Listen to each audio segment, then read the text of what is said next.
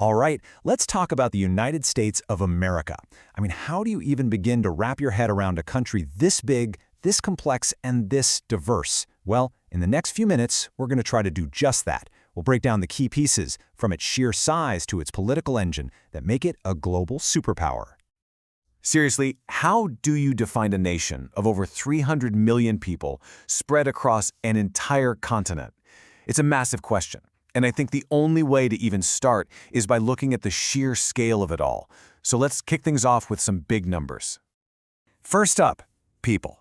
We're looking at around 340 million people. Now, just to put that into perspective, that makes the US the third most populous country in the entire world, right behind China and India. That's a lot of people. And where do all those people live? Well, in an absolutely enormous space. We're talking over 9.8 million square kilometers. That also makes it the world's third largest country by land area. So you've got this huge population spread across this huge territory. You got to understand that scale. It's the key to everything else. So yeah, it's a nation of superlatives. To really get a handle on the United States, you have to start by appreciating its incredible, almost mind-boggling scale. Okay, so let's get some of the basics out of the way real quick. The official name is, of course, the United States of America. The capital? That's Washington, D.C., built for politics. But the biggest city is the one and only New York City. The motto is, "In God We Trust," and the currency is the good old US dollar. All right, so that's the what. But what about the how? How do you actually govern a country this massive? Well, you need a really solid set of rules, an enduring political blueprint. And for the U.S., that blueprint has been around for a very long time. And that blueprint is the U.S. Constitution. Get this, it was adopted way back in 1787. It's literally the world's oldest written constitution that's still in use today. Think about that. That kind of endurance gives it incredible stability, but, it also sparks a ton of debate about how it applies to the modern world. So, what does that Constitution do? Well, it sets up three distinct branches of government. You've got the executive branch, which is headed by the president. Then there's the legislative branch, that's the U.S. Congress, and they make the laws. And finally, you have the judicial branch, led by the Supreme Court, which interprets those laws. The whole idea is to make sure no one part gets too powerful. It's all about checks and balances. And working inside that system, you basically have two major political teams. On one side, there's the Democratic Party, which generally leans toward more liberal and progressive policies. And on the other side, you've got the Republican Party, which usually pushes for more conservative and right-leaning ideas. Pretty much all of American politics plays out between these two. Okay, so we've got the political rulebook down. Now, let's talk about the actual playing field, the land itself. Because the geography of the US is just as massive and varied as its people.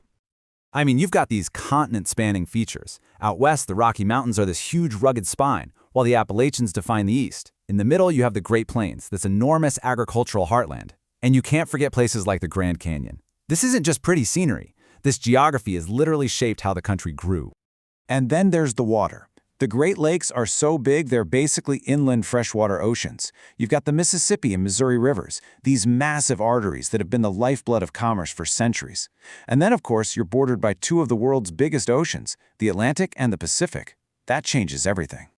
And with all that different geography comes just about every climate you can imagine, all inside one country. You want Arctic tundra? Go to Alaska. Tropical paradise? Hello, Hawaii and South Florida.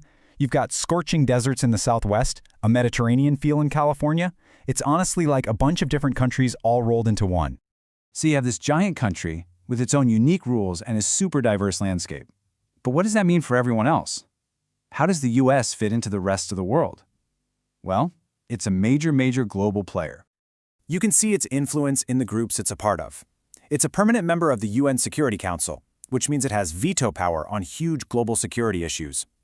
It was a founding member of NATO, the world's biggest military alliance, and its power in organizations like the World Bank and the IMF that gives it a massive say in how the global economy works.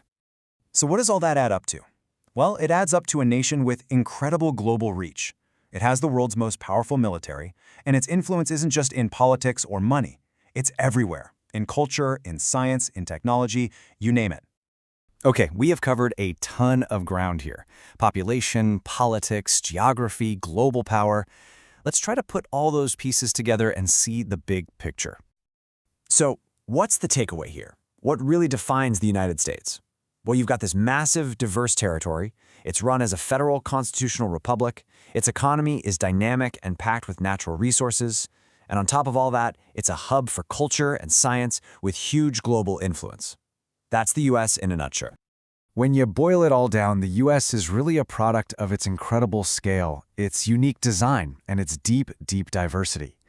And, the very things that made the country what it is are the same things that presents its biggest challenges today. Which leaves us with a big question, right? What does its next chapter hold?